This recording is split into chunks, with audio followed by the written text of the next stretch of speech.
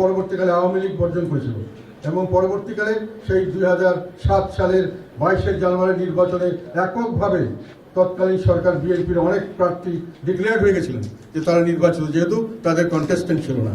তাহলে একদলীয় নির্বাচন এবং একক নির্বাচন শুধুমাত্র আওয়ামী লীগ করে নাই, সেখানে তার পরবর্তীতে 1-11-এর সরকার আসছে, এই সরকারের পরিবর্তন হয়েছে, নতুনভাবে নির্বাচন হয়েছে 2008 সালে।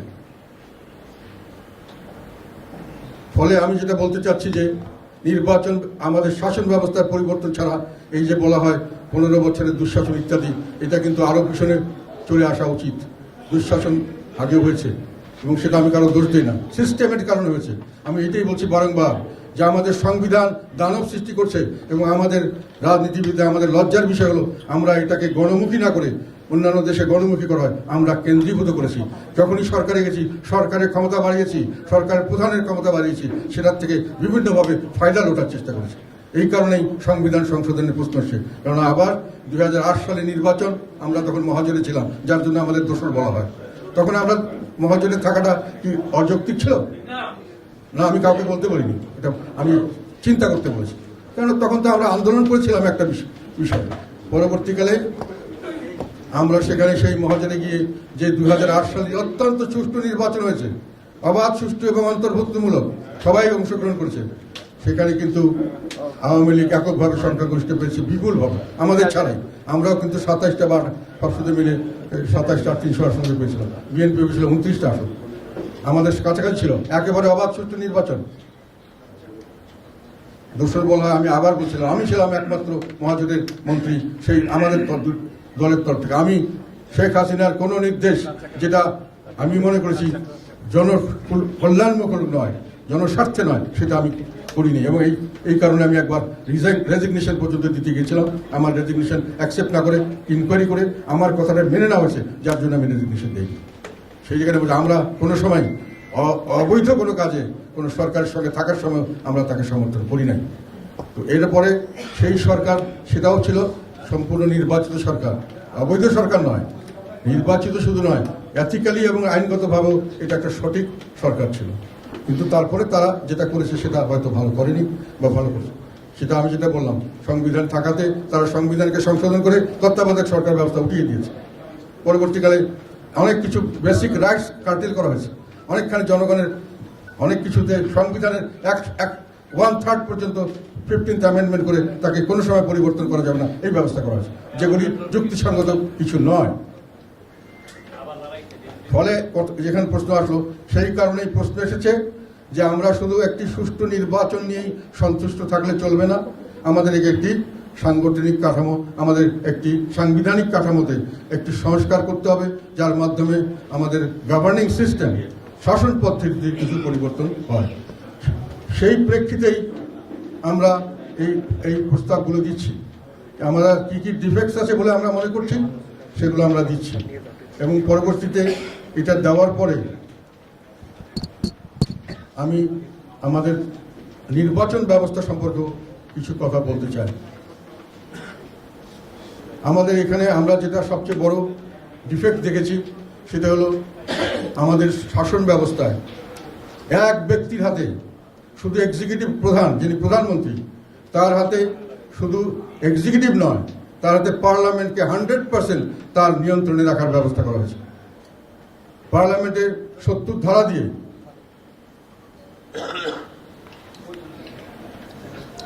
ধারা দিয়ে দলীয় নেতাদের অন্য কোনোভাবেই দলের সমর্থনের বাইরে, দলেরকে সমর্থন ছাড়া অন্য কোনোভাবে ভোট দেওয়ার কোনো অধিকার দেওয়া হয়নি।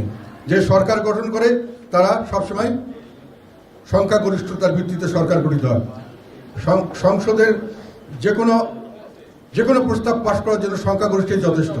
শুধু সংবিধান পাশ করার জন্য, সংবিধানের কোনো অ্যামেন্ডমেন্ট পাশ করার জন্য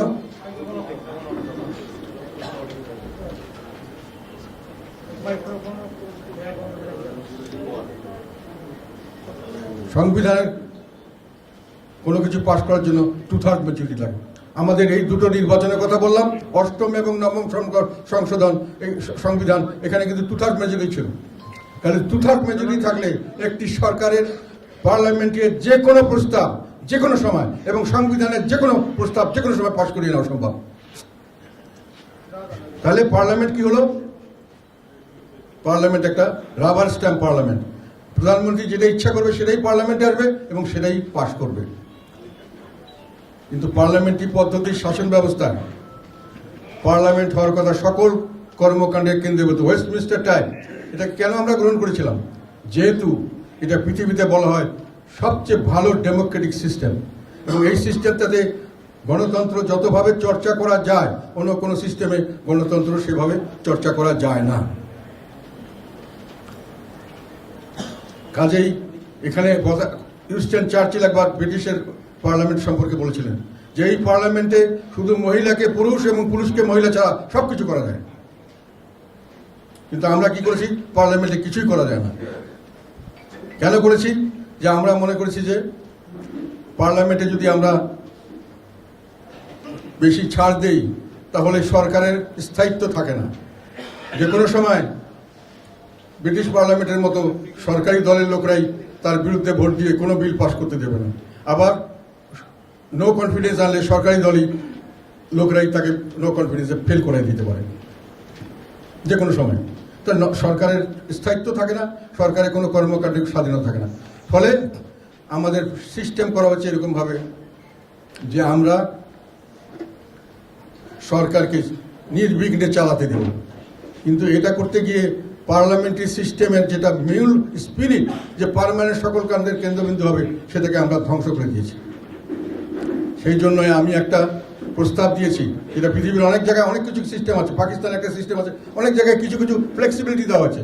পাকিস্তানে বলা হচ্ছে বাজেট পাসের সময়, নো কনফিডেন্সের সময় তারা সাপোর্ট দিতে হবে। আমি মনে করি এটা সঠিক হয়নি। ইন্ডিয়াতে একটা প্রস্তাব আছে, আমি এখানে এটা দিয়েছি। ইন্ডিয়ার পার্লামেন্টে, ইন্ডিয়ার সংবিধানে একটা ব্যবস্থা আছে এখানে, যেটা আমি এখানে দিয়েছি। সেটা হলো আমার যা আছে দশম তফসিল হতো না, 10th শিডিউল 10-এর 3 প্যারাগ্রাফে বলা আছে যে কোনো দল, সরকারি দল হোক যে দল হোক, যদি 1/3 মেম্বার স্প্লিট হয়ে যায়, আমরা যদি মনে করি 1/3 যে একসাথে হয়ে গেলাম এবং তারপরে আমরা যে কোনো দিকে ভোট দেবো, কমপক্ষে 1/3 হতে হবে। তাতে করে হর্স ট্রেডিং, মানে পয়সা দিয়ে কিনে নিবে আমাদের পার্লামেন্টে, যেটা আমরা ভয় করি যে আমাদের লোকের ফাইন্যান্সিয়াল বা অন্যান্য লোভ লালসা ব্রিটিশের চেয়ে বেশি, আমাদের স্ট্যান্ডার্ড অফ এথিক্স কম, ফলে আমরা সেখানে যেতে পারি না, আমরা ভট করে পয়সা বিক্রি হয়ে যায়। ইন্ডিয়া তো সেটা আছে, পাকিস্তানে আছে, অনেক দেশে আছে। ফলে এটাকে রেস্ট্রিকশন করলে 1/3 যদি হতে হয় তাহলে আমি একদিকে দিতে পারবো। এটাতে করে কিন্তু পার্লামেন্ট ফ্লেক্সিবল থাকবে। At the same time horse trading সহজ হবে না, কারণ 1/3 না হলে আমি যদি কোনো একটা লোককে একটা বিলের পক্ষে ভোট দিতে চাই, তাহলে একজনকে আনলে হবে না, একসঙ্গে দলের 30 জন থাকলে 10 জনকে কিনতে হবে। এবং সরকারি দলের এগেইনস্টে যদি নো কনফিডেন্স আনতে চাই 151 যদি হয়, তাহলে তাকে কমসে কম তার থেকে আমার ওই 1/3 মানে 51 জন লোককে আমার ছুটিয়ে আনতে হবে, হুইচ ইজ ডিফিকাল্ট। কিন্তু ইন্ডিয়াতে কাজ করছে, এই জন্য আমি এটা সাপোর্ট করছি, এটার জন্য আমি প্রস্তাব দিচ্ছি। আর সেকেন্ড প্রস্তাব হলো যে অনেক সময় দেখা যায় যে একটা ব্যালেন্স করা যায় কিভাবে, যদি পার্টির প্রধান যদি প্রধানমন্ত্রী না হন, তাহলে প্রধানমন্ত্রী আর পার্টির প্রধানের মধ্যে একটা ব্যালেন্স হতে পারে। প্রধানমন্ত্রী একটা করতে যাচ্ছেন, পার্টি প্রধান এতে রাজি না হলে একটা ওখানে হতে পারে। আমি সেই জন্যই বলেছি পার্টি প্রধান এবং সরকার প্রধান যেন এক ব্যক্তি না হয়, এটা আমাদের প্রস্তাব। আর থার্ড করেছি, যেটা অনেক সময় দেখা যায় এক ব্যক্তি বেশি দিন সর্বোচ্চ ক্ষমতায় থাকলে সে ক্ষমতাটাকে অপব্যবহার করে, সাধারণত বেশি করে নিজের ক্ষমতা নিজে আঁকড়ে থাকতে চায় এবং যার ফলশ্রুতিতে একটা স্বৈরাচারী সিস্টেম চালু করার চেষ্টা করে, চেঞ্জ করার চেষ্টা করে, তার একটা পার্সোনাল ইনফ্লুয়েন্স সৃষ্টি হয়। এই জন্য দুইবারের বেশি প্রধানমন্ত্রী থাকতে পারবে না। আমাদের সংবিধানে কিন্তু 2বারের বেশি প্রেসিডেন্ট থাকতে পারবে না, এই সিস্টেম আছে। কিন্তু প্রেসিডেন্ট এখন কোনো ক্ষমতা নাই। আমি এখনো মনে করি ওটা আবার রাখা উচিত, যেহেতু পরবর্তীতে আমি প্রস্তাব দিচ্ছি যে প্রেসিডেন্টের ক্ষমতা বাড়াতে হবে, সেটার জন্য প্রেসিডেন্টও ক্ষমতাশালী হবেন, ফলে তাকেও আমাকে রেস্ট্রিক্ট করতে হবে, 2বারের বেশি যাতে না হতে পারে। ওটা এখন আছে, আমরা ওটাই রাখতে চাই।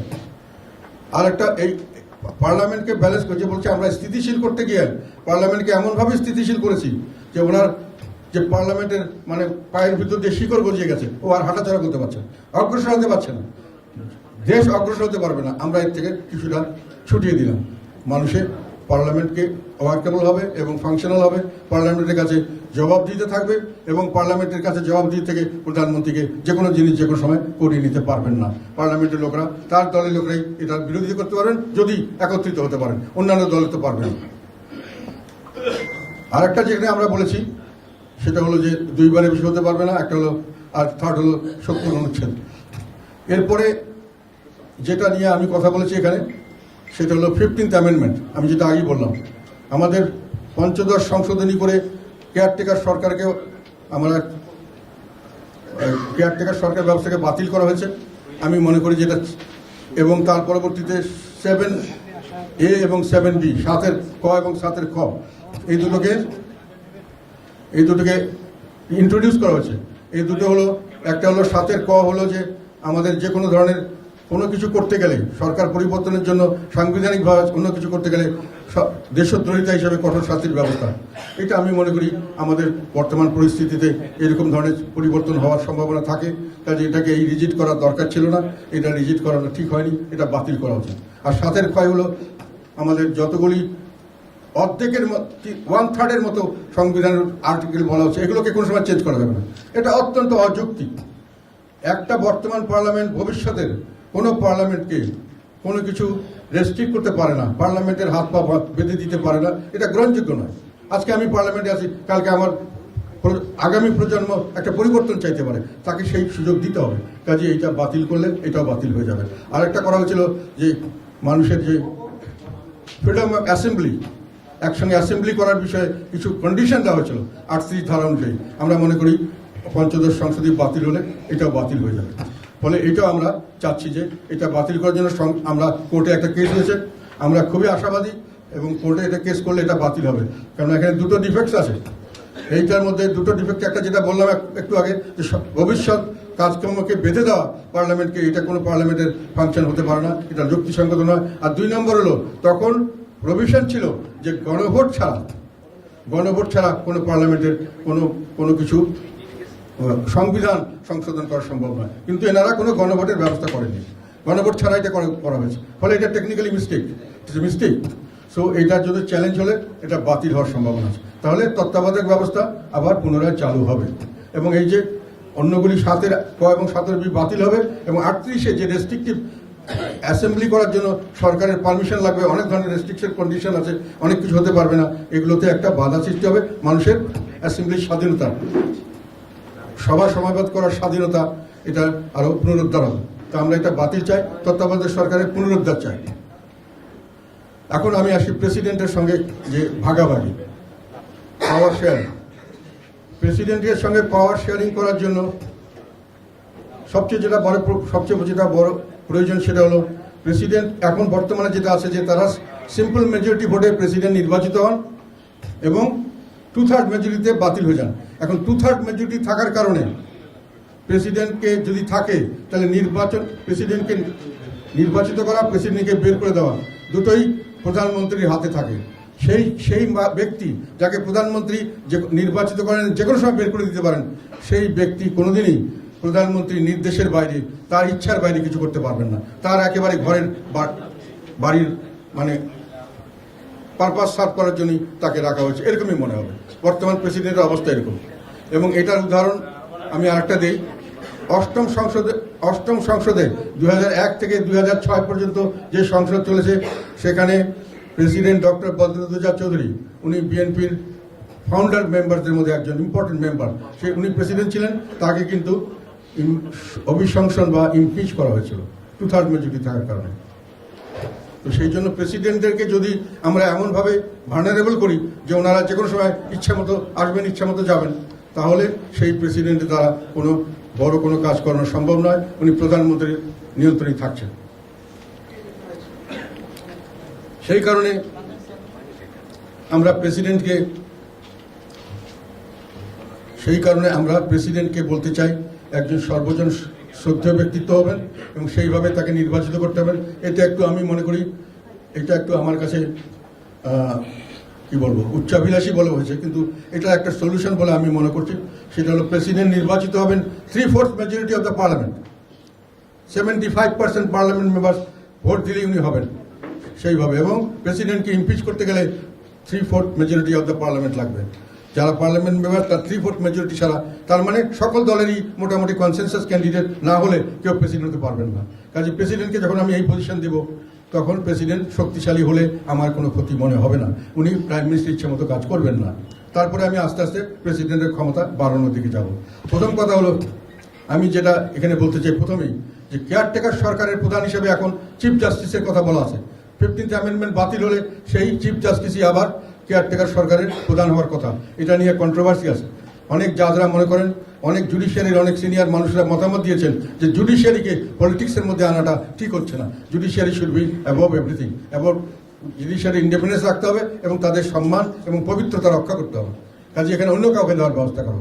আমি এখানে প্রস্তাব করতে চাই এই প্রেসিডেন্টকে, যে 3/4 মেজরিটির প্রেসিডেন্ট, ওনাকে এই জায়গায় কেয়ারটেকার সরকারের প্রধান হিসাবে দায়িত্ব পালনের জন্য মনোনয়ন দেওয়া যেতে পারে। উনি কেয়ারটেকার সরকারের পরবর্তী সরকার আসবে, পরবর্তী সরকার গঠন করার পরে আবার প্রেসিডেন্ট কে হবে না, আবার ঠিক হবে, অথবা ওনাকে রাখতে চাইলে রাখবে। দুইবারের বেশি উনি থাকতে পারবেন না। সেকেন্ড হলো, ওনার যে ক্ষমতার সবচেয়ে বড়, সেটা হচ্ছে 48 আর্টিকেল 48-এর 3 নম্বরে বলা আছে, উনি শুধু প্রধানমন্ত্রী নিয়োগ এবং চিফ জাস্টিস নিয়োগ ছাড়া আর সব ব্যাপারে ওনাকে প্রধানমন্ত্রীর মতামত দিয়ে করতে হবে। মতামত দেওয়ার জন্য সংবিধানে বলা আছে, এবং যেহেতু এখনকার বর্তমান পরিস্থিতিতে উনি যা বলবেন তাই করতে হবে, কাজে এর মাধ্যমে কিন্তু প্রধানমন্ত্রী হাইকোর্টকেও উনি কন্ট্রোল করতে পারেন, জুডিশিয়ারিকে, অন্যান্য কনস্টিটিউশনাল বডি সবগুলোকে প্রধানমন্ত্রী কন্ট্রোলে আনা যায়। যেহেতু প্রেসিডেন্টের মাধ্যমে যেগুলো দেওয়া হচ্ছে, প্রেসিডেন্ট ওনার সঙ্গে কথা ছাড়া হাইকোর্টের কোনো জাজ নিয়োগ করতে পারবেন না, প্রধান চিফ জাস্টিস নিয়োগ করতে পারবেন না, উনি কোনো দুর্নীতি দমন কমিশনের কাউকে নিয়োগ করতে পারবেন না, উনি কোনো নির্বাচন কমিশনার নিয়োগ করতে পারবেন না, সব করতে হবে প্রধানমন্ত্রীর নির্দেশে। এবং সেই কারণেই প্রেসিডেন্টকে এইটা থেকে ছুটানোর জন্য 48(3)কে আমি একটা সংশোধনী প্রস্তাব দিয়েছি। সেখানে বলছি প্রধানমন্ত্রীর নির্বাচন পরে উনি দিবেন স্বাভাবিক মেজরিটি পার্টি, আর চিফ জাস্টিসকে উনি দিবেন ইন্ডিপেন্ডেন্ট, আর বাকিগুলোকেও উনি দেওয়ার জন্য সংবিধানে আমাদের সেইভাবে ব্যবস্থা রাখতে হবে, এবং সেই ব্যবস্থাটা প্রধানমন্ত্রীকে বাদ দিয়ে করতে হবে অন্যভাবে, সেটা আমরা প্রস্তাব করেছি। কাজেই ওইটার জন্য আমি মনে করি ওই সংশোধনীটি অত্যন্ত জরুরি, যে আমরা প্রধান বোরিং লাগছে নাকি?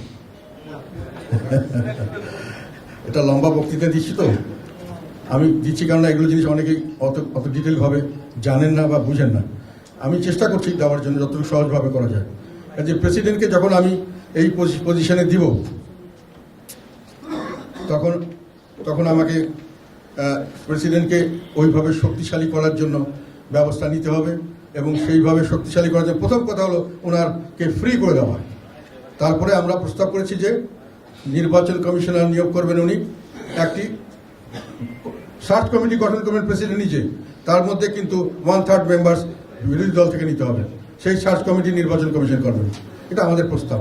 তারপর আমরা বলেছি যে ওই হাইকোর্টের চিফ জাস্টিস থেকে শুরু করে অন্যান্য সব ব্যাপারে উনি ওই একটা কমিটি করা হবে, সেই কমিটি আমরা প্রস্তাব করেছি এখানে।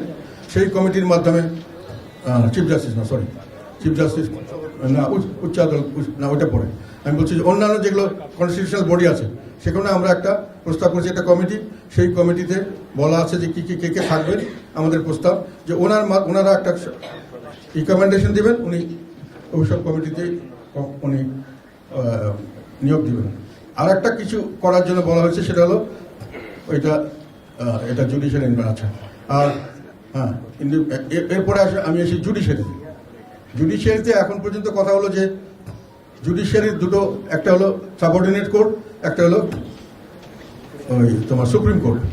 এখন সাবঅর্ডিনেট কোর্ট 109 ধারাতে বলা আছে যে এটা সম্পূর্ণভাবে চিফ জাস্টিসের কন্ট্রোলে থাকবে, মানে সুপ্রিম কোর্টের অধীনে থাকবে। আবার 116-তে বলা আছে এর ট্রান্সফার সাবঅর্ডিনেট কোর্ট, যেটা লোয়ার কোর্ট। সব কিছু চিফ জাস্টিসের প্রেসিডেন্টের কন্ট্রোলে থাকবেন। এদের সমস্ত ম্যাজিস্ট্রেট এসে যারা লোয়ার জুডিশিয়ারি, তাদের ট্রান্সফার, প্রমোশন, তাদের সব কিছু করবেন প্রেসিডেন্ট। আবার এখন বলা আছে যে প্রাইম মিনিস্টার পারমিশন ছাড়া পারবেন না, তার মানে সরাসরি প্রাইম মিনিস্টারের ল মিনিস্ট্রি এখন এগুলো দেখাশোনা করে। Lower court is completely controlled by the prime minister. তারা কোথায় কে যাবে, কোথায় কে পোস্টিং দেবে, কে কোথায় কি দিয়ে, কে কোথায় রায় দিবে, এগুলো ওনারা ঠিক করে দেন অনেক সময়। সেটা থেকে ছুটানোর জন্য আমি বলেছি যে এটাকেও জুডিশিয়ারিকে সেপারেট করতে হবে। 22 অনুচ্ছেদে বলা আছে জুডিশিয়ারি মাস্ট বি সেপারেট। সেখানে 109কে রাখতে হবে, 116কে বাতিল করে দেন। এবং 109কে আপনি বলেন যে ওটার শুধু লোয়ার কোর্টটা নয়, লোয়ার কোর্টের জন্য একটা সেক্রেটারিয়েট করতে হবে সুপ্রিম কোর্টে, তার আন্ডারে, এবং তার ভিতরে যে হাইকোর্টের যে ডিভিশন সেটা অলরেডি করছেন তারা, সেটাও তারা করবেন। কোর্ট সম্পূর্ণ সেপারেট হবে from the control of the executive. Prime minister control থেকে চলে আসবে, প্রেসিডেন্টের কন্ট্রোল থাকবে না, এটা চিফ জাস্টিসের কন্ট্রোলে থাকবে। প্রেসিডেন্ট শুধু ফর্মালি রিকমেন্ড করবেন। এখন আরেকটা জিনিস হলো, আমরা প্রপোজ করেছি যেটা 16th অ্যামেন্ডমেন্ট বাতিল হয়েছে এখন কোর্টের অর্ডারে। 16th অ্যামেন্ডমেন্টে কিন্তু একটা ডেঞ্জারাস জিনিস ছিল, সেটা হলো প্রাইম মিনিস্টার মানে নিয়ম ছিল যে 2/3 মেজরিটি হলে যে কোনো জাজকে বের করে দেওয়া যাবে পার্লামেন্টে। এখন প্রাইম মিনিস্টার 2/3 মেজরিটি ছিলেন, উনি যে কোনো লোককে যে কোনো সময় বের করে দিতে পারতেন।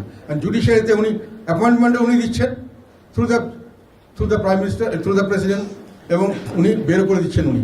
এই কন্ট্রোলটা ওনার হাতে থাকলে জুডিশিয়ারির কোনো ইন্ডিপেন্ডেন্স কখনোই থাকতো না। প্রাইম মিনিস্টার যেমন সংসদকে কন্ট্রোল করতেন, 100% জুডিশিয়ারিকে কন্ট্রোল করতেন। কাজে 3টা মেইন ব্রাঞ্চই সম্পূর্ণ ওনার কন্ট্রোলে, এবং অন্যান্য সাবঅর্ডিনেট যেগুলো আছে সাংবিধানিক প্রতিষ্ঠান, ওগুলোতে উনি অ্যাপয়েন্টমেন্ট দিতেন, উনি বের করে দিতেন। ওটারও নিয়ম ছিল যে ওরা ওই 2/3 মেজরিটি বের করে দাও। আমি বলছি যে নো, এখন আবার যেহেতু এটা চলে এসছে সুপ্রিম জুডিশিয়াল কাউন্সিল, এটা গঠন করা হোক। এর মাধ্যমেই যেটা আগে ছিল সেটাই হবে, যেটা হাইকোর্টের জাজরা শুধু নয়, বাকি যারা সাংবিধানিক কমিটিতে যারা আছেন, এখনো আছেন সিস্টেম, ওই সিস্টেমটা পুনরায় চালু করা। ওটা অলরেডি বোধহয় চালু হয়ে গেছে। এটি আমরা প্রস্তাব করছি যে ওনাদেরকে বের করে দেওয়ার ব্যাপারেও আমাদের কোনো প্রাইম মিনিস্টার কোনো হাত থাকবে না। এটা হলো আমাদের প্রস্তাব।